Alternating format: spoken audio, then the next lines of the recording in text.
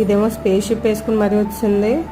రకరకాల క్రియేచర్స్ అవన్నీ చూడండి, వింత వింత ఆకారాలు. ఇవన్నీ ఎప్పుడూ చూడలేదు, ఇలాంటి వెరైటీ అన్నీ మూవీస్లో చూడడమే.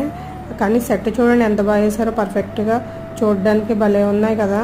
ఇది డైనోసార్ ఎగ్ అండి. నేను ఇదే ఫస్ట్ టైం చూడడం, చాలా వెరైటీగా ఉంది కదా. ఈయన బ్లూ కలర్ ఏలియన్ అండి. ఇగో ఇదే స్పేస్ షిప్ మీద వచ్చాడు ఆయన. వీళ్ళేమో నాసా వెళ్ళడానికి రెడీగా ఉన్న సైంటిస్టులు.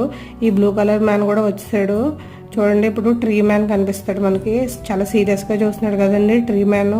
ఈయన చెట్టు మనిషి అంటారండి ఇతన్ని. ఇంకోండి రకరకాల క్రియేచర్స్ అన్నీ, చాలా బాగుంది కదా. ఇప్పుడు మనం ఒక రాకెట్ని చూద్దాం. ఇంకోండి చాలా స్పేస్ షిప్ ప్లేస్కి వచ్చారు వీళ్ళందరూనే.